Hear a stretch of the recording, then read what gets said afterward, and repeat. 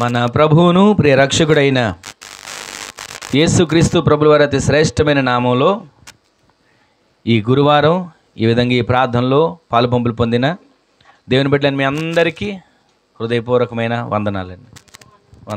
దేవుడు ఇంతవరకు మనలను మన కుటుంబాలను కంచెవేసి కాపాడి ఆయన సజీవమైన రెక్కల నీడలో భద్రపరిచిన దేవునికి ఒక్క క్షణం రెండు చేతులెత్తి స్తోత్రం చెప్దాం.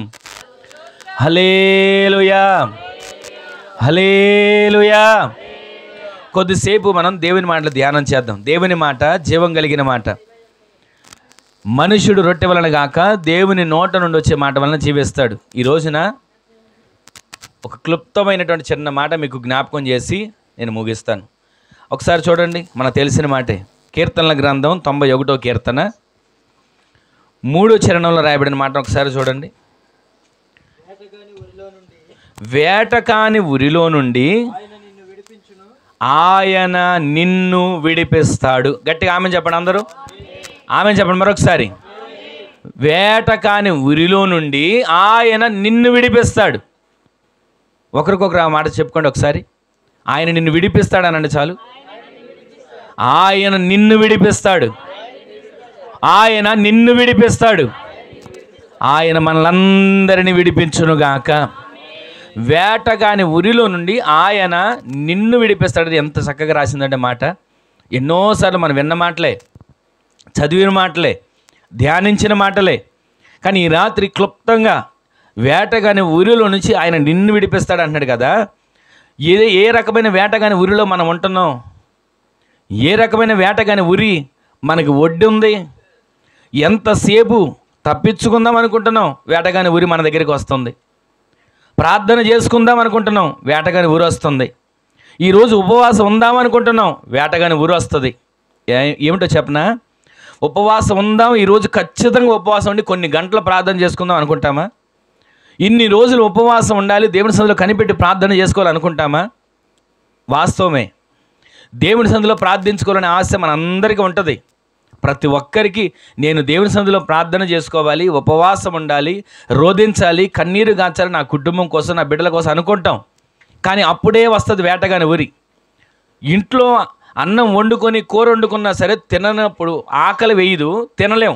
కానీ ఎప్పుడైతే ఉపవాసం ఉందాం అనుకుంటామో అప్పుడు ఎంత ఆకలి వస్తుంది, విపరీతమైన ఆకలి. మామూలు ఆకలి కాదు. మామూలప్పుడు పెడితే ఒక ముద్దతో సరిపెట్టుకుంటామేమో, కానీ ఆ రోజు అలా సరిపెట్టుకోం, అంత ఆకలి వస్తుంది. ఏంటో చెప్పనా, ఇది వేటగాని ఊరి. ప్రతిరోజు వేటగాని ఊరే. ప్రార్థన చేసుకుందాం ఈ పూట, నేను ఖచ్చితంగా 7 ప్రార్థనలో కూర్చుందాం అని అనుకుంటామా? 8 ప్రార్థనలో కూర్చుందాం అని అనుకుంటామా? లేదా 9 లేదా పనులన్నీ ముగిసిన తర్వాత ప్రార్థనలో కూర్చుందాం అనుకుంటామా? పనులన్నీ అయ్యేంత వరకు బాగానే ఉంటుంది. పనులన్నీ అయిన తర్వాత ప్రార్థన తర్వాత చేసుకుందాం అనే మనసు వస్తుంది. ఇదొక వేటగాని ఊరి. ప్రతిరోజు వాక్యం చదవాలి అనుకుంటామా? జనవరి 1వ తారీఖు రాగానే తీర్మానం చేసుకుంటాం, ఈ సంవత్సరం ఎలాగైనా నేను బైబిల్ ఏం చేయాలి, మొత్తం చదివాలి అనుకుంటాం. ఆది కాండలు మళ్ళీ మొదలు పెడతాం. అంతకుముందు వదిలిపెట్టేసాం సగం, మరలా మొదలు పెడతాం. ఆది కాండలో మొదలుపెట్టి అవసరమైతే సగం పైనే వస్తాం యెహెజ్కేలు గ్రంథం దాకా. ఎవరు దాకేందుకు, నేను కూడా యెహెజ్కేలు గ్రంథం దగ్గరికి వచ్చి ఆగిపోయిన సంవత్సరాలు చాలా ఉన్నాయి. కానీ దేవుడు దర్శిస్తే ఆగిపోయే విధంగా ఉండదు. మన ప్రయాణం సాగిపోవును గాక. ఈ వేటగాని ఉరిలోంచి మనం తప్పించబడకపోతే ప్రయాణం ముందుకు సాగదు. వేటగాని ఉరి అంటే ప్రార్థన చేయలేకపోవడం ఒక వేటగాని ఉరి. భక్తిగా ఉందాం అనుకుంటాం, యథార్థంగా జీవిద్దాం అనుకుంటాం, నమ్మకంగా ఉందాం అనుకుంటాం, విశ్వాసంతో బ్రతుకుదాం అనుకుంటాం, ఏది ఏమైనా దేవుని చిత్తమే నా పట్ల నెరవేర్చబడాలని అనుకుంటాం. కానీ ఏదో ఒక విషయంలో వేటగాని ఉరి వచ్చి ఎంతలోనే మనసు మారిపోయి, ఇలా చేస్తే ఏమవుతుంది, అలా అంటే ఏమవుతుంది, ఇలా మాట్లాడితే ఏమవుతుంది, ఇలా వెళ్తే ఏమవుతుంది అని మనలో మనకే తలంపులు వచ్చి వేటగాని ఉరిలో పడిపోతున్నాం. కానీ ఈ రాత్రి మనం ఆరాధించే దేవుడు మనతో మాట్లాడుతున్నాడు. వేటగాని ఉరిలో నుంచి ఆయన ఎవరినో తప్పిస్తానని రాయలే అక్కడ. ఈ మాటను మీ మనసులో ముద్రించబడాలి, ఈ వాక్యం మీ హృదయంలో నాటబడాలి. వేటగాని ఉరిలో నుండి ఆయన నిన్ను విడిపిస్తాడు. గట్టిగా ఆమె చెప్పండి మరొకసారి. ఆయన ఎవరికి వారితోనే ఈ వాక్యం నేను చదివితే నాతో మాట్లాడుతున్నట్లు, మీరు చదివితే మీతో మాట్లాడుతున్నట్లు, ఎవ్వరు ఆ బైబిల్ తెరిచి ఆ వాక్యాన్ని చదువుతారో వారితోనే దేవుడు మాట్లాడతాడు. ఎన్నోసార్లు ఈ వాక్యాలు చదువుతాం కదా. ప్రతి ఒక్క ఇంట్లో ఏ కీర్తన చదివినా ఏ కీర్తన చదవకపోయినా 91వ కీర్తన ప్రతి ఇంట్లో చదువుతారు. ఎందుకంటే ఈ కీర్తన ప్రతిరోజు ప్రాముఖ్యమైనదిగా. భయం వేసినప్పుడు చదివేవాళ్ళు ఉంటారు, ఏదైనా ఆందోళన వచ్చినప్పుడు చదివేవాళ్ళు ఉంటారు, ఏదైనా సమస్య వచ్చినప్పుడు చదివేవాళ్ళు ఉంటారు. ఏదో రకంగా ఈ 91వ కీర్తన చదవని కుటుంబం ఉండదు, చదవని రోజు ఉండదు. ప్రతిరోజు కంఠస్థ వాక్యంగా ఈ 91వ కీర్తన ముద్రించబడుతుంది. అయితే నేను చెప్పే మాట ఏంటంటే, వేటగాని ఉరి, ఆ ఉరిలో నుంచి దేవుడు తప్పిస్తానంటున్నాడు. ఆ వేటగాని ఉరి ఏంటి అంటే, ఆత్మీయ జీవితంలో ఎదగనివ్వకోకుండా ఆటంకపరిచేటువంటి అపవాది వాడి ఆలోచనలు. ఆత్మీయ జీవితంలో ఎదుగుదాం, ప్రార్థనాపూర్వకంగా బ్రతుకుదాం, నమ్మకంగా జీవిద్దాం, మానక మందిరానికి వెళదాం, ప్రతిరోజు కుటుంబ ప్రార్థన చేసుకుందామని ఎన్నో ప్రయత్నాలు మనం కలిగి ఉంటాం, ఎన్నో ఆలోచనలు మన మధ్యలో ఉంటాయి. కానీ వేటగాని ఉరి ఏం చేస్తుందంటే, వాటిలో మనం వెళ్ళనివ్వకోకుండా ఇంకేం చేస్తావులే భక్తి ఆగు, ఇంకేం వెళ్తావులే ప్రార్థనకి ఆగు, ఇంకేమి పాడతావులే, ఇంకేం చేస్తావులే అని నిరాశపరుస్తూ ఉంటాయి వేటగాని ఉరి. ఈరోజు ఈ రాత్రి మనం ఆరాధించే దేవుడు ప్రతి వేటగాని ఉరిలో నుంచి మనలను విడిపించునుగాక. ఒకవేళ ఇంతవరకు ప్రార్థన చేద్దాం అనుకుంటున్నాం, కానీ ప్రార్థన చేయలేకపోతున్నాం. భక్తిలో ఇలా ఉందాం, నేను ఇలా జీవిద్దాం అని అనుకుంటున్నాం, కానీ అలా ఉండలేకపోతున్నాం. వాక్యాన్ని చదువుదాం అనుకుంటున్నాం, చదవలేకపోతున్నాం. ఈ వేటగాని ఉరిలో నుంచి దేవుడు మనలను విడిపించునుగాక. వేటగాని ఉరి అంటే చాలామంది పక్షులను పట్టడానికి వెళ్తుంటారు. వెళ్ళి ఒక్కొక్క చోట ఒక్కొక్క వల పెడతారు, ఒక్కొక్క చోట ఒక బుట్ట పెడతారు. పెట్టి ఏం చేస్తారు తెలుసా, ఆ పక్షి ఏ రకంగా అరుస్తుందో, వాళ్ళు ఏ పక్షిని పట్టుకోవాలనుకుంటున్నారో ఆ పక్షి ఏ రకంగా అరుస్తుందో ఆ రకమైన అరుపులు ఫోన్లో వచ్చినాయి. ఆ ఫోన్ అక్కడ ఆన్ చేసి పెడతారంట. పెట్టగానే ఆ అరుపు విన్న పక్షి, ఇదిగో ఇక్కడ ఇంకొక పక్షి ఉందని చెప్పి రావడం అక్కడ వాళ్తుంది. వాలడంలోనే అక్కడ చిక్కుబడిపోతుంది. ఇక వాళ్ళు దాన్ని తీసుకుని వెళ్తారు, చంపేస్తారు. అయితే మన ఆత్మీయ జీవితంలో ఏ అపవాది పెట్టిన వేటగాని ఊరైనా మనము తప్పించబడేట్లుగా దేవుడు కార్యాలు జరిగించునుగాక. ఆయనే మాట్లాడుతున్నాడు, వేటగాని ఊరిలో నుంచి ఆయనే నిన్ను విడిపించునుగాక. గట్టిగా చెప్పండి ఆమెనని. ఆ విడిపించే దేవుడు ఏం చేస్తాడో మూడు విషయాలు మీకు చెప్తాను, నోట్ చేసుకోండి ఒకసారి. మొదటి సమూయేలు మొదటి గ్రంథం చూడండి ఒకసారి, 7వ అధ్యాయం 9వ వచనం అనుకుంటా, ఒకసారి చూడండి. సమూయేలు పాలు విడువని ఒక గొర్రె పిల్లను తెచ్చి యెహోవాకు సర్వాంగ బలిగా అర్పించి ఇశ్రాయేలీల పక్షమున యెహోవాను ప్రార్థన చేయగా యెహోవా సమూయేలు చేసిన ప్రార్థన అంగీకరించాడు. ఆమె చెప్పండి గట్టిగా. మనము వేటగాని ఊరిలో నుంచి తప్పించబడాలంటే మొదటి మెట్టు మనము ప్రార్థించే వారిగా మార్చబడాలి. గట్టిగా ఆమె చెప్పండి. మన కుటుంబంలో ప్రార్థన, వ్యక్తిగత జీవితంలో ప్రార్థన, ఆత్మీయ జీవితంలో ప్రార్థన, కుటుంబ పరంగా ప్రతిరోజు కుటుంబ ప్రార్థన అంటే ఎప్పుడు చేయాలండి? ప్రార్థన అంటే ఎలా చేయాలండి? కడుపు నొప్పి వచ్చినప్పుడు చేయాలా? కాలు సరిగా పనిచేయనప్పుడు చేయాలా? కళ్ళు సరిగా కనబడినప్పుడు చేయాలా? ఏ సమస్యలు వలయాలు తలలు నొప్పిలు చేత బాధించబడిన అప్పుడు చేయాలా ప్రార్థన? మనకు తెలిసినంతవరకు ఏంటంటే, తప్పుగా అనుకోకండి, ప్రతిరోజు ప్రార్థన అంటే మనకి సమయాన్ని ఇవ్వలేం, ప్రార్థనకి సమయాన్ని కేటాయించలేం. కొన్ని సందర్భాల్లో చేతులు ఇప్పుడు వచ్చింది కదా, ఒకప్పుడైనా వాళ్ళు అరచేతులు, చెప్పండి గట్టిగా, అరచేతులు వైకుంటాం అంటే ఇప్పుడు చేతులకు వచ్చేసి మనిషిని ఏం చేస్తుంది తెలుసా? ప్రార్థన కూడా చేయనివ్వకోకుండా దానినే చూసేటట్లుగా చేస్తుంది. అవునంటారా కాదంటారా? ప్రతిరోజు కూడా సమయాన్ని దేనికి మనం ఎక్కువగా ఇస్తున్నాం? సమయాన్ని దేనికి ఎక్కువగా మనం వాడుతున్నాం? ఫోన్ అవసరమేనండి, ఫోన్ ఎంతైనా ఉపయోగమే. కానీ దీనిలో రెండు ఉన్నాయి, మంచి ఉంది, చెడు ఉంది. అయితే దీనిని మనం మంచికే వాడుకునేటట్లు దేవుడు చేయనుగాక. మనము దానికి బానిసలు కాదు, అది మనకు ఉపయోగపడే విధంగా మనం దాన్ని మార్చుకోవాలి. ప్రతి చోట చిన్న పిల్లలు లేరు, పెద్దవాళ్ళు లేరు, ప్రతి ఒక్కరి వరకు ఎప్పుడు దానిలోనే ఉంటారు. అయితే నేను చెప్పే మాట ఏంటంటే, మనము వేటగాని ఊరిలో నుంచి తప్పించబడాలి. ఇది కూడా ఒక వేటగాని ఊరే, ఈ ఫోన్ కూడా ఒక వేటగాని ఊరే, మనల్ని ఆ ఊరిలో ఉంచుతుంది. దీనికి ఏం వేస్తాం కనెక్షన్ రావడానికి? నెట్ అంటే తెలుగులో ఏంటి? వల. ఈ వలలో, వేటగాని వలలో మనల్ని చిక్కించడానికి అపవాది దీన్ని సృష్టించాడు. ఒకప్పుడు ఇవి లేని రోజుల్లో ఎంతగా ప్రార్థనలు జరిగాయి, ఎక్కడ కూడిక, ఎక్కడ ప్రార్థన, ఎక్కడ కూటమన్నా తండోపతండాలుగా పరుగులు జనాలు వచ్చేవాళ్ళే. ఒకప్పటి దినాల్లో, పూర్వ దినాల్లో ఉన్న ప్రార్థన బలం ఏమైంది? పూర్వ దినాల్లో ఉన్న ప్రార్థన ఆసక్తి ఏమైంది? పూర్వ దినాల్లో ఉన్నటువంటి ఆ ప్రార్థన దాహం ఏమైంది?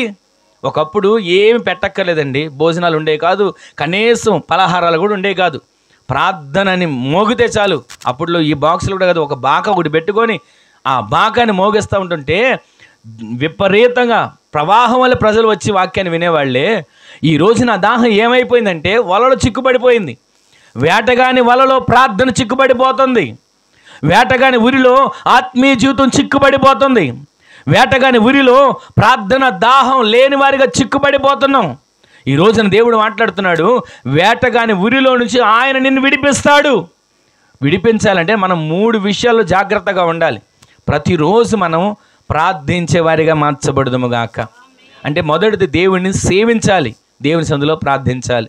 ప్రార్థించడం అంటే, అయ్యా తెల్లారు లేచాను, ఉద్యోగానికి వెళ్తున్నా, పనికి వెళ్తున్నా, రోజంతా కాపాడు అని ఆయనకి డ్యూటీ వేసి వెళ్ళిపోవడం కాదు. ఈ రోజంతా నాకు, నా కుటుంబానికి నీ రెక్కలను భద్రపరిచని అడగాలి. దేవుని సందులో అడగడం వేరు, ఆయనకి అజమాయిషిగా డ్యూటీ వేయడం వేరు. చాలామంది ఉంటారు డ్యూటీలు వేసి వెళ్ళిపోతారు. ఇదిగో ప్రార్థన చేస్తున్నాను, ఒకసారి ఆలకించు, నేను వెళ్తున్న పనికి, వాళ్ళంతా తోడుండు అని ప్రార్థన డ్యూటీ చేస్తారు. దేవునికే డ్యూటీ వేసేవాళ్ళు చాలామంది ఉంటారు. ఈ రోజున మనం దేవుని అడిగి పొందుకోవాలి, దేవుని దగ్గర నుంచి వేడుకొని పొందుకోవాలి, విజ్ఞాపన చేసి మనం పొందుకోవాలి. అప్పుడే వేటగాని ఊరిలో నుంచి మనము, మన పిల్లలు, మన కుటుంబాలు తప్పించబడునుగాక. ప్రతిరోజు ప్రతి ఇంట్లో ఒక ప్రార్థన బలిపీఠం ఉండాలి.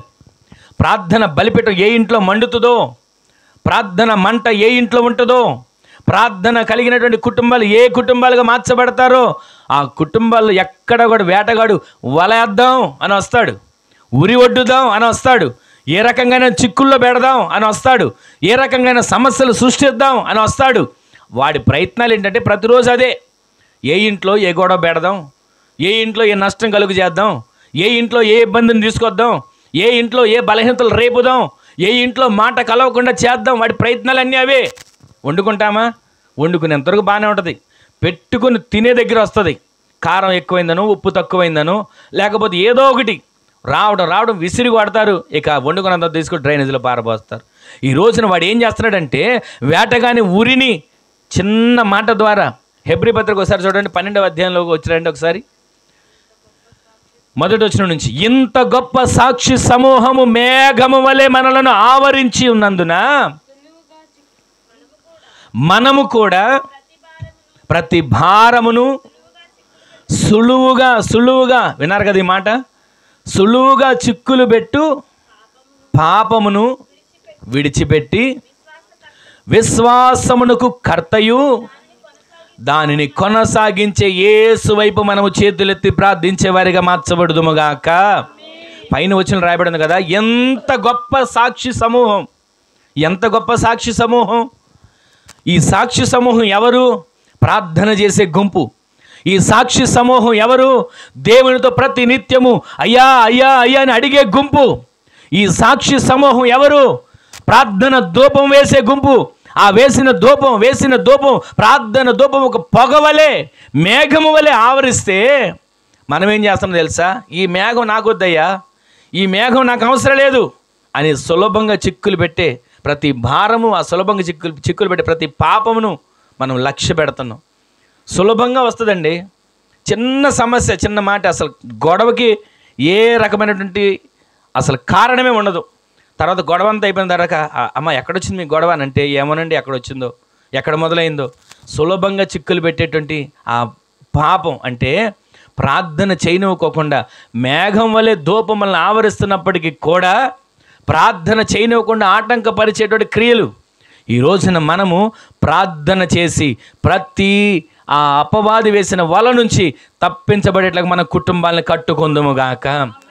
మన కుటుంబంలో ప్రార్థన ఉంటే ఆ ప్రార్థన మనల్ని ప్రతిరోజు మేఘము వలె ఆవరించి మనం ఎటు వెళ్తున్నా, ఎటు నడుస్తున్నా, ఎక్కడ కూర్చుంటున్నా, ఎక్కడ ఉంటున్నా ఆ మేఘం మనలను ఆవరించి ప్రతిరోజు నడిపించునుగాక. మనకు తెలుసు కదా, ఇశ్రాయేలు ప్రజల ప్రయాణంలో మేఘం వారిని నడిపించేది. మేఘం అక్కడ ఆగిందా, ఇశ్రాయేలు ప్రజలందరూ అక్కడ ఆగిపోయేవాళ్ళు. ఆగిపోవడం మరలా గుడారాలే.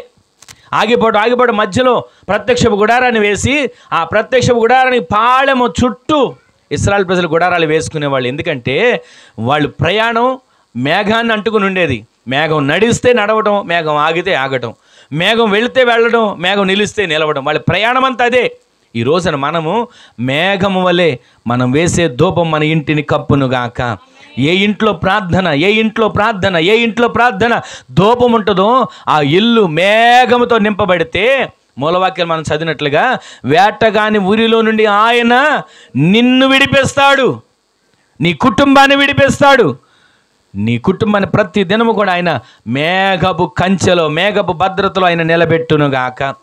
ప్రార్థన ఎంత ప్రాముఖ్యమైనదంటే, ప్రార్థనే మనం ఒక అడుగు బయట పెట్టాలన్నా, పెట్టిన అడుగు మరలా లోపలికి పెట్టాలన్నా ప్రార్థనే మనకి సహాయం. ప్రతిరోజు ఎన్ని ఆపదలు ఎదుర్కొంటాం, ప్రతిరోజు ఎన్ని అపాయాలు తప్పించబడుతుంటాయి, ప్రతిరోజు ఏ బలహీనతలు శత్రువు వేటగాని ఉరిలాగా తీసుకొచ్చి మీద పెట్టాలని చూస్తున్నాడు. ఎన్ని రోజులు అప్పటి వరకు మాటలు చక్కగా ఉన్నవారిని మాటలు రేపి ఏదో రకమైనటువంటి గొడవ సృష్టించాలని చూస్తున్నాడు. ఈ రాత్రి మనం ఆరాధించే దేవుడు ప్రతి వేటగాని ఊరిలో నుంచి మన కుటుంబాలను తప్పించునుగాక. తప్పించాలంటే మొదటిది మన ఇంట్లో ఆయన్ని సేవించే వారిగా మనం మార్చబడుదుముగాక, ప్రార్థించే వారిగా మనం మార్చబడుదుముగాక. ప్రార్థన ఉండాలి. రెండవది ఏం చేయాలో మీకు ఒకసారి చూపిస్తాను చూడండి. అదే 91వ కీర్తన 2వ చరణం, మొదటిది వచ్చిన 2వ వచనం చదవండి. ఆయనే నాకు ఆశ్రయము, నా కోట, నేను నమ్ముకున్న నా దేవుడని అని చెప్పాలంటే రెండోది మనం ఏం చేయాలి తెలుసా? ఆశ్రయించాలి. గట్టిగా చెప్పండి ఆమేనని. ఆమేన్. వేటగాని ఊరిలో నుంచి ఆయన మనల్ని తప్పించాలంటే మొదటిది మనం ఇంట్లో ప్రార్థన ఉండాలి, ప్రార్థన చేసేవారిగా ఉండాలి. రెండోది ఏం చేయాలి తెలుసా? ఆశ్రయించాలి. ఏమండి, ఎలా ఆశ్రయిస్తాం ఆయన్ని? ఎలా ఆయన ఆశ్రయించగలుగుతామండి? నా పక్కన తెలిసిన వాళ్ళంటే వెళ్ళి నా సమస్య చెప్పి ఏదో ఒక సహాయం వాళ్ళ ద్వారా వస్తుందేమని ఆశ్రయిస్తాం. ఏదైనా సమస్య వచ్చింది, వీళ్ళ వల్ల కాలేదు, ఎక్కడికో వెళ్ళి వాళ్ళని ఆశ్రయిస్తాం. ఏదో ఒక ఇబ్బంది వచ్చింది, ఈ బ్యాంకు కాదు ఇంకో బ్యాంక్ అని చెప్పి వాళ్ళని ఆశ్రయిస్తాం. మరి దేవుని ఆశ్రయించడం ఎలా అంటే, ప్రార్థన ద్వారా ప్రతిదినం మన ఇంట్లో స్తుతియాగం మనం అర్పించి ఆయనను మన యొద్దకు తీసుకురాగలిగినటువంటి, ఆయన సింహాసనం మన ఇంట్లో వేయగలిగేటువంటి వారిగా మనం ప్రతిరోజు ఆశ్రయపురమైన దేవుని సందులో చేర్చబడుదుముగాక. ఇశ్రాయేలు ప్రజల్లో ఏమైందో తెలుసా? దావీదు పురాలు కట్టించాడు, ఆశ్రయపురాలని. ఎందుకంటే ఒక్కొక్క విషయంలో ఒక్కొక్కరు తెలుసో తెలియకో చేసిన పొరపాట్లు, తెలుసో తెలియకో చేసిన నేరాలు, ఒకవేళ కావాలనే ఒక మనిషిని చంపినా, పొరపాటున ఒక మనిషిని చంపినా వెంటనే ఆ వ్యక్తి ఏం చేయాలి తెలుసా? ఆశ్రయపురానికి పరిగెత్తుకుని వెళ్ళిపోతాడు. ఆ ఆశ్రయపురంలో దాగి ఉంటాడు. అప్పుడు ఆ దాగి ఉన్న తర్వాత అక్కడ వాళ్ళు వచ్చి అతను బయటకు తీసుకుని వచ్చి పెద్దల దగ్గర నిలబెడితే అప్పుడు తను జరిగిందంతా చెప్తాడు. అయ్యా, ఇదిగో నేను కావాలని చేయలేదు, పొరపాటు జరిగింది, లేదా కావాలని చేశాను. దీని ద్వారా అప్పుడు శిక్ష వేస్తారు. ఆశ్రయపురంలో ఉన్నంత వరకు శిక్ష ఉండదు. ఆశ్రయపురంలో దాచబడినంత వరకు ఏ రకంగా మనిషిని చంపడానికి వీలు ఉండదు. ఆశ్రయపురంలో ఉన్నంత వరకు ఏ రకమైనటువంటి శిక్ష అతనికి వేయడానికి వీల్లేదు. అందుకే ఆశ్రయపురాలను కట్టి ఆశ్రయపురాల్లో దాగి ఉండమని ఆ లేఖనాల్లో రాయబడి ఉంది. ఈ రోజున ఇక్కడ మనం రెండోదిగా మనం చేసేది ఏంటంటే, దేవునిని మనం ఆశ్రయించే వారిగా మార్చబడాలి. గట్టిగా ఆమెను చెప్పండి. ఆశ్రయించడం అంటే ప్రతిరోజు కూడా, అయ్యా ఇదిగో నాకు ఇది ఇవ్వు, నాకు అది ఇవ్వు, నాకు ఒక 100 రూపాయలు కాదు. ప్రతిరోజు కూడా నా ఆశ్రయదుర్గము నీవేనయ్యా, నా రక్షణకు ఆధారం నీవేనయ్యా. ఇదిగో ఈ రోజున మేము మా బిడ్డలు ఇంత సుఖంగా జీవిస్తున్నామంటే కారణం నీవేనయ్యా, నీవేనా ఆశ్రయపురం, నీవేనా ఆశ్రయదుర్గమని ఆయన నోటితో ఒప్పుకోవడమే ఆయన ఆశ్రయించడం. ఈ రోజున ఆయన సందులో ప్రార్థించే వారిగా, ఆయన సందులో ఆయనని ఆశ్రయించే వారిగా మనం ఉంటే, మనము మన కుటుంబాలు వేటగాని ఊరిలో నుంచి తప్పించేటట్లుగా ఆయనే మన కొరకు పూనుకొని మనల్ని విడిపించునుగాక. మూడో మాట కూడా చూపించేస్తాను చూడండి. అదే కీర్తన గ్రంథం 97వ కీర్తన 10వ చరణం చూడండి. యెహోవాను ప్రేమించు వారలారా అసహించుకొనుడి, భక్తుల ప్రాణములను కాపాడుచున్నాడు, చేతిలో నుండి విడిపించుతాడు. ఆమె చెప్పండి గట్టిగా. ఏ రకమైన శత్రువులు లోకంలో మనకున్నా, నష్టపరిచేవారు కానీ, కష్టపెట్టేవారు కానీ, ఇబ్బందులు కొలిమిలో తీసుకుని వెళ్ళేవారు కానీ ఎవరైనా ఉండనివ్వండి, ఎవరి గురించి మీరు ఆలోచించవద్దు. పైన రాయబడి మాట తెలుసా? యెహోవా భక్తులారా యెహోవాను ప్రేమించువారులారా. ఆయన్ని మనం ప్రేమించాలి. బిడ్డలను ప్రేమిస్తాం, భార్య భర్తను ప్రేమిస్తాడు, భర్త భార్యను ప్రేమిస్తారు, తల్లిదండ్రులు పిల్లలను ప్రేమిస్తారు. ప్రతి విషయంలో ఈ లోక సంబంధమైనటువంటి ప్రేమ మనకు తెలుసు. కానీ దేవుని ప్రేమించడం ఇది ఎలా సాధ్యమవుతుందండి? దేవుని ఎలా ప్రేమిస్తాం? దేవుని ప్రేమించడం ఎలా అంటే ప్రతిరోజు మన హృదయంలో ఆయన్ని స్మరించుకుంటూ, అయ్యా నీవే నా దేవుడవు, వేకువనే నేను నిన్ను వెదకదనని దావీదు పలికినట్లుగా ప్రతి సమయమందును అసమయమందును ఆయన్ని ప్రేమించేవారిగా. ఇప్పుడు మనం ఒక వ్యక్తిని ప్రేమిస్తున్నాం, ఒక బిడ్డని ప్రేమిస్తున్నాం. అయితే చిన్న పిల్లలు మన పిల్లల్ని ప్రేమిస్తున్నాం. వారు ఒక్క పూట ఎక్కడో ఊరెళ్ళి ఫోన్లో మాట్లాడబోతేనే ఇక్కడ ప్రాణం తలడిల్లిపోద్ది, వాళ్ళు ఫోన్ చేయలేదని ఆ బిడ్డల గురించే అంతగా మనం పరితపిస్తున్నామే. మరి మనం ఆయన బిడ్డలం కదా, ఒక్కరోజు మనం ప్రార్థన చేయకపోతే, ఆయనతో మాట్లాడకపోతే ఆయన ఎంత పరితపిస్తుంటాడు? ఆయన మన కోసం ఎంత ఎదురు చూస్తుంటాడు. అయ్యో నా బిడ్డ మాట్లాడలేదు ఇవాళ, నా బిడ్డ నాతో మాట్లాడలేదే, నా బిడ్డ నా ముఖం నాకు చూపించలేదే, నా ముఖం నా బిడ్డ చూడలేదే అని ఎంతగా పరితపిస్తాడు ఆయన. ఈ రోజున మనము ఆయన్ను ప్రేమిస్తే, ఒక ఇంట్లో ఒక బిడ్డను ప్రేమిస్తేనే అంతగా పరితపిస్తామే, ఆ బిడ్డ నాతో మాట్లాడలేదని. చల్లపూట వేళ ఆదాము హవ్వల దగ్గరికి పరలోకం నుంచి దిగొచ్చి మాట్లాడేవాడు. ఈ రోజున ప్రతిరోజు మన ఇంట్లోకి దిగి వస్తున్నాడు, మనం మాట్లాడతామేమోనని. కానీ మనం మాట్లాడకుండా, ప్రార్థన చేయకుండా, ఆయన ఆశ్రయించకుండా, ఆయన్ని ప్రేమించుకోకుండా మనం ఎంతకాలం జీవించినా ఆయన నిరాశతో వెళ్ళిపోతుంటాడు. ఈ రోజున ఈ మాటలు విన్న తర్వాత ఆయన నిరాశతో వెళ్ళిపోతే వేటగాడి ఉరి వచ్చి మీద పడుతుంది కదా. ఆయన నిరాశతో మన దగ్గర నుంచి వెళ్ళిపోతే వేటగాని ఉరి కప్పబడి వలవలే చిక్కించబడి మనం ఆ వలలోంచి బయటికి వెళ్ళలేని పరిస్థితులకు వెళ్ళక ముందే దేవుని సందులో ప్రతిరోజు ఆయన సందులో ప్రార్థించేవారిగా, ఆయనను నిత్యము ఆశ్రయించేవారిగా, ఆయనను ప్రేమించేవారిగా మనల్ని మన కుటుంబాలను దేవుడు నడిపించునుగాక. పేతురుతో ఒక మాట అంటాడు కదా, ఆయన చదవక్కర్లేదు కానీ, పేతురు నీవు నన్ను ప్రేమిస్తున్నావా? ఎందుకు అడిగాడు ఆయన? ఆయనకు తెలియదా ఆయన ప్రేమిస్తున్నాడో లేడో? ఆయనకు తెలుసు కదా, మన గురించి కూడా ఆయనకు తెలుసు మనం ప్రేమిస్తున్నామో లేదో. కానీ ప్రతిరోజు ఆయన చూస్తున్నాడు, నన్ను ప్రేమిస్తున్నారా లేదా, నన్ను ఆశ్రయిస్తున్నారా లేదా, నా సన్నిధిలో ప్రార్థిస్తున్నారా లేదా. ఇదిగో వేటగాని ఊరి రాకముందే, వేటగాని ఊరి వడ్డకముందే, వేటగాని ఊరి చిక్కుపడక ముందే వారిని నేను కాపాడతాను, వారిని నేను విడిపిస్తాను, వారిని నేను నడవవలసిన మార్గంలో నడిపిస్తాను అని ఆయన ఎంతగానో మన కోసం పరితపిస్తున్నాడే. ఈరోజు ఆయన ఈ మాటలు విన్న తర్వాత ఎంతకాలం వేటగాని ఊరిలో ఉంటున్నాం, ఎంతకాలం కష్టపడుతున్నాం, నెమ్మది చూడలేకపోతున్నాం, ఎంతకాలం కష్టపడుతున్నాం, మన కష్టాన్ని తగిన ప్రతిఫలం పొందుకోలేకపోతున్నాం, ఎంతకాలం ఈ చిక్కు వలలో మనం చిక్కించబడి ఉన్నా ఈ రాత్రి దేవుడు మాట్లాడుతున్నాడు, వేటగాని ఊరిలో నుండి ఆయన నిన్ను విడిపించబోతున్నానని, వేటగాని ఊరిలో నుంచి ఆయన మనల్ని విడిపించబోతున్నానని. ఏ వేటగాని ఊరినప్పటికీ ఈ రాత్రి వేటగాని ఊరులన్నీ కూడా పటాపంచలుగా దేవుడు మార్చునుగాక, వేటగాని ఊరులన్నిటిని కూడా దేవుడు తరిమి కొట్టునుగాక. కష్టపడుతున్నాం, కలిసి రాకుండా చేసే వేటగాని ఊరి ఈ రాత్రి తొలగిపోవునుగాక. మందులు మింగుతున్నాం, ఆరోగ్యం కలగనివ్వకుండా చేస్తున్న వేటగాని ఊరి తప్పించబడునుగాక. ఎంతగానో ప్రయాసపడుతున్నాం నెమ్మదిగా ఉందామని, నెమ్మది లేకుండా చేస్తున్న ఆ వేటగాని ఊరి ఈ రాత్రి నుంచి ప్రతి కుటుంబాలను విడిచిపోవునుగాక. అట్టి కార్యాలు దేవుడు చేసేటట్లుగా మనం ప్రతిరోజు ప్రార్థించేవారిగా ఉండాలి, ఆయనను ఆశ్రయించేవారిగా ఉండాలి, ఆయన సందులో ప్రతిరోజు ఆయనను ప్రేమించేవారిగా ఉండాలి. ఈ మూడు మనం చేసి చూడండి, మీరు చేసి చూడండి. మీ ఇంట్లో ఏ వేటగాని ఊరికి చోటు లేకుండా, తావు లేకుండా దేవుడు తప్పించి సురక్షితమైన మార్గాల్లో దేవుడు నడిపించునుగాక. వేటగాని ఉరి తప్పించబడాలంటే మనము మన ఆత్మీయ జీవితాన్ని కాపాడుకోవాలి. రక్షణ పొందిన నాట నుంచి, బాప్తిసం పొందిన నాట నుంచి ప్రతి దినం దేవునిలో ఏ విధంగా బ్రతుకుతున్నాం, ఎలా జీవిస్తున్నాం, ఆయనకి ఇష్టలుగా బ్రతుకుతున్నామా, ఇష్టంగా జీవిస్తున్నామా, ఆయన్ని కష్టపెడుతున్నామా లేదా ఆయన్ని ఇష్టపెడుతున్నామా. ప్రతిరోజు కూడా దేవుని సన్నిధిలో ఉన్నటువంటి ఆ ఈవుల చేత మనం నింపబడి ఆయన చిత్తానుసారమైన బిడ్డలుగా, ఆయన వాక్కును నిత్యము కూడా వినగలిగినటువంటి బిడ్డలుగా, గ్రహించగలిగిన బిడ్డలుగా, ఆజ్ఞల ప్రకారం నడిపించబడగలిగిన బిడ్డలుగా మనల్ని దేవుడు పురిగొలిపి నడిపించునుగాక.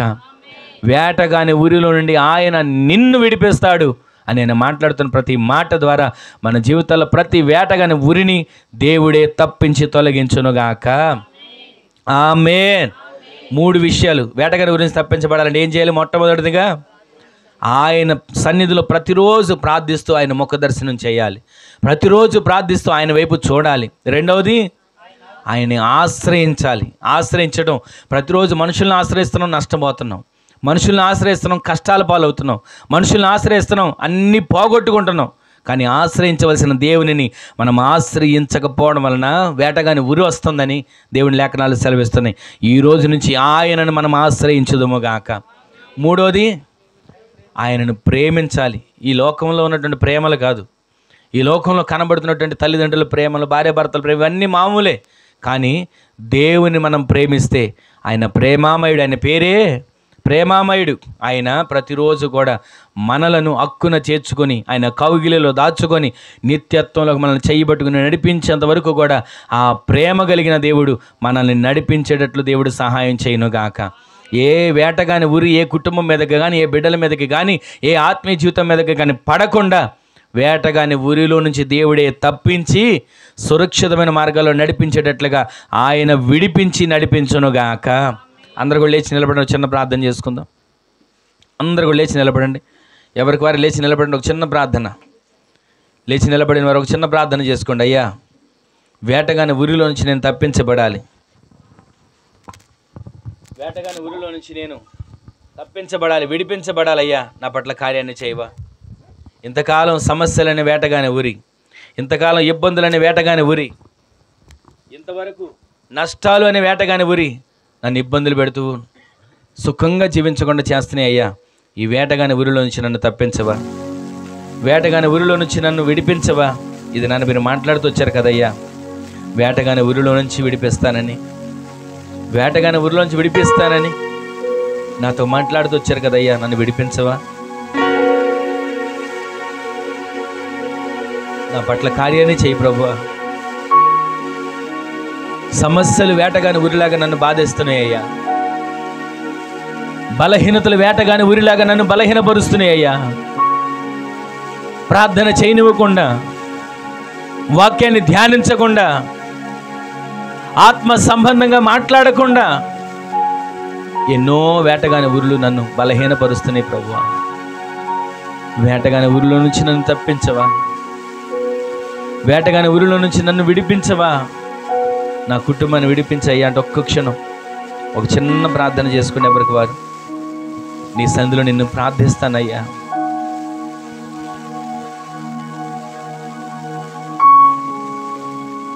నీ కొరకు నేను కనిపెడతానయ్యా, నీ కొరకు నేను ఎదురు చూస్తానయ్యా, నిన్నే నేను ఆశ్రయిస్తానయ్యా, నీ ఆశ్రయపురంలో నేను దాగి ఉంటానయ్యా, నేను ప్రేమిస్తానయ్యా. ఒక్క క్షణం ఎవరికి వారు ఒక చిన్న ప్రార్థన చేసుకోండి. ఈ మాటలన్నీ మీ హృదయాల్లో ముద్రించుకోండి. ప్రతిరోజు ఏ వేటగాని ఉరి నా కుటుంబం మీదకి కానీ, నా బిడ్డల మీదకి కూడా రాకూడదని ప్రార్థన చేసుకోవడానికి, ఈ మూడు విషయాలు మనం స్థిరులుగా మార్చబడడానికి, ఆత్మీయ జీవితంలో కట్టబడడానికి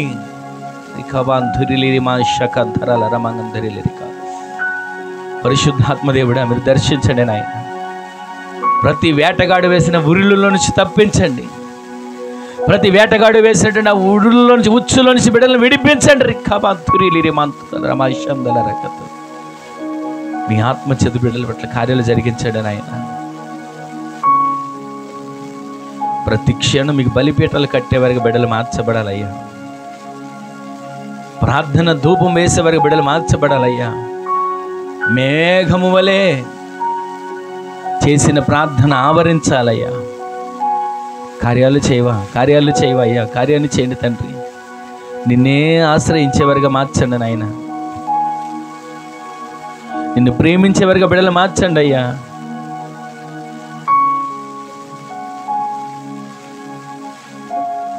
క్షణం ఎవరికి వారికి చిన్న ప్రార్థన చేసుకోండి.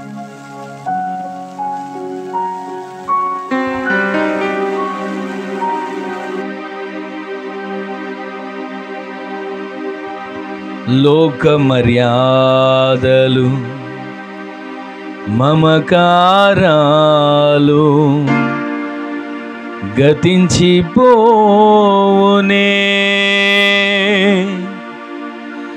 ఆత్మీయులతో అక్షయ అనుబంధం అనుగ్రహించితివే. లోక మర్యాదలు మమకారాలు గతించిపోనే ఆత్మీయులతో అక్షయ అనుబంధం అనుగ్రహించిదివే.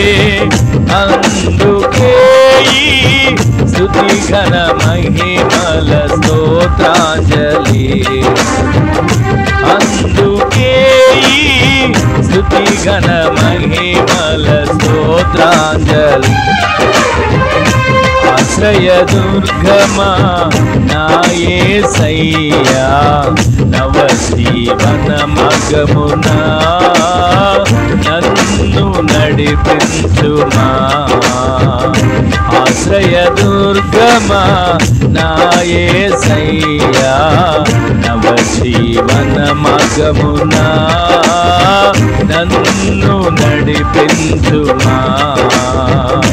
ఊహించలేని నీ కృపలేని క్షణమును కోపించుచునే వాత్సల్యము నాపై చూపిన.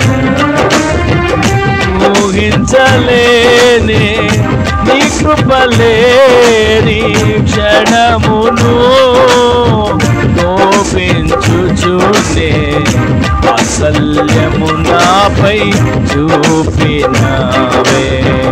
ఆశ్రయ దుర్గమా నా యేసయ్యా నవజీవన మార్గమునా నన్ను నడిపించుమా. నాతో నీవు చేసిన నిబంధనలన్నీయు నెరవేర్చుచుంటివే. నీతో చేసిన తీర్మానములు స్థిరపరచితివే. నాతో నీవు చేసిన నిబంధనలన్నీయు నెరవేర్చుచుంటివే. నీతో చేసిన తీర్మానములు స్థిరపరచితివే. అందుకే స్తుతి ఘన మహిమల స్తోత్రాంజలి. అందుకే స్తుతి ఘన మహిమల స్తోత్రాంజలి. ఆశ్రయ దుర్గమా నా యేసయ్యా నవజీవన మార్గమునా నన్ను నడిపించుమా. నూరవాసినైతిని వాగ్దానములకు వారసత్వమున్నను నీ శిక్షణలో అణకువతోనే నీ కృప పొందెద. పరవాసినైతిని వాగ్దానములకు వారసత్వమున్నను నీ శిక్షణలో అణకువతోనే నీ కృప పొందెద. అందుకే స్తుతి ఘన మహిమల స్తోత్రాంజలి. అందుకే స్తుతి ఘన మహిమల స్తోత్రాంజలి. ఆశ్రయ దుర్గమా నా యేసయ్యా నవజీవన మార్గమునా నన్ను నడిపించుమా. ఊహించలేని నీ కృపలేని క్షణమును ఊహించలేని నీ కృపలేని క్షణమును ఊహించలేని నీ కృపలేని క్షణమును కోపించుచునే వాత్సల్యము నాపై చూపినావే. కోపించుచునే వాత్సల్యము నాపై చూపినావే. ఆశ్రయ దుర్గమా నా యేసయ్యా నవజీవన మార్గమునా నన్ను నడిపించుమా. ఊహించలేని నీ కృపలేని క్షణమును ఊహించలేని నీ కృపలేని క్షణమును కోపించుచునే వాత్సల్యము నాపై చూపినావే. నిత్య ముఖము చూచుచు పరవశించెదనే.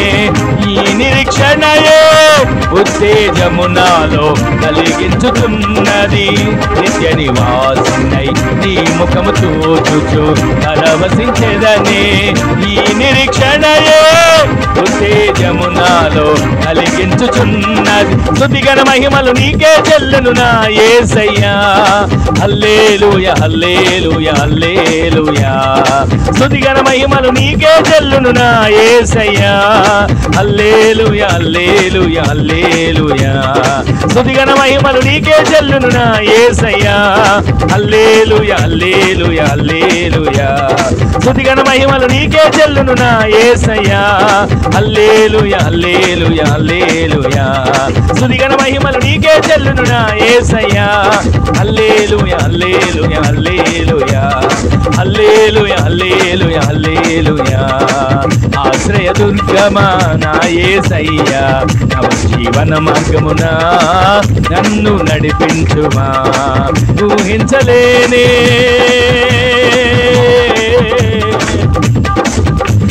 యేసయ్యా.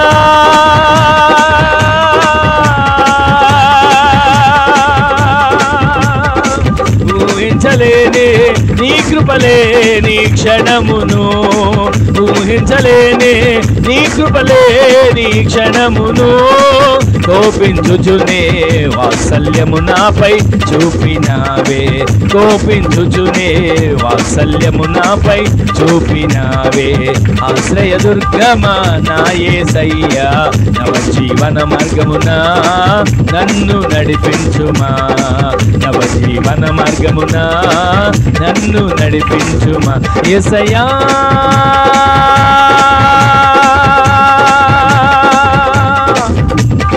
యేసయ్యా.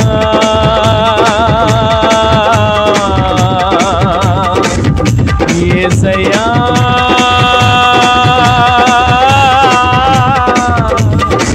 యేసయ్యా. యేసయ్యా నా యేసయ్యా. యేసయ్యా నా యేసయ్యా. యేసయ్యా నా యేసయ్యా. యేసయ్యా నా యేసయ్యా. యేసయ్యా నా యేసయ్యా. యేసయ్యా నా యేసయ్యా. అందరి నోట యేసయ్యా యేసయ్యా నా యేసయ్యా. యేసయ్యా నా యేసయ్యా.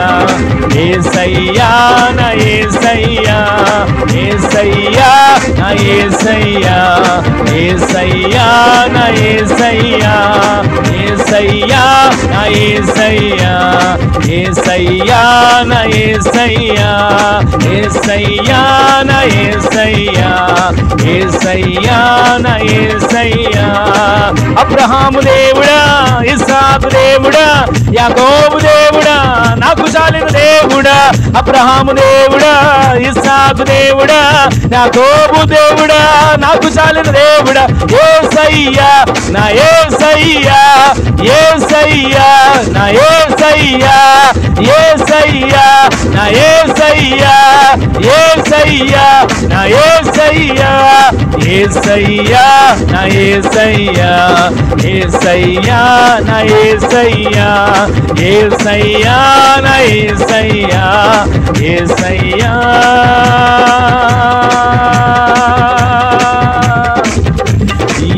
యేసయ్యా.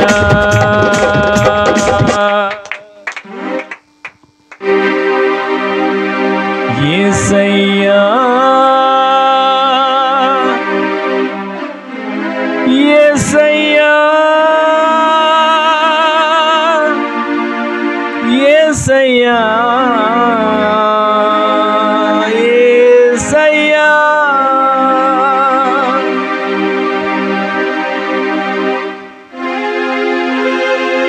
ఒక్క క్షణం వరకు వారే నేను నిన్ను ప్రేమిస్తానయ్యా, నిన్ను ఆశ్రయిస్తానయ్యా, నీ సన్నిధిలో ప్రార్థించేవానికి నేను మార్చబడతానయ్యా. ఒక్క క్షణం ఒక చిన్న ప్రార్థన వరకు వారు చేసుకోండి. నిన్నే ప్రేమింతును,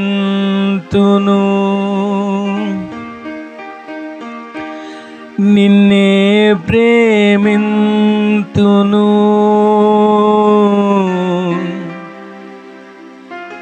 నిన్నే ప్రేమింతును నెవెనుదిరుగా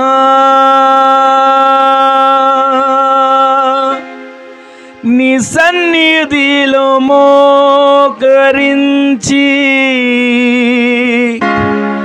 నీ మార్గములో సాగెదా నిరసించక సాగెదా నెవెనుదిరుగా నీ సన్నిధిలో మోకరించి నీ మార్గములో సాగెదా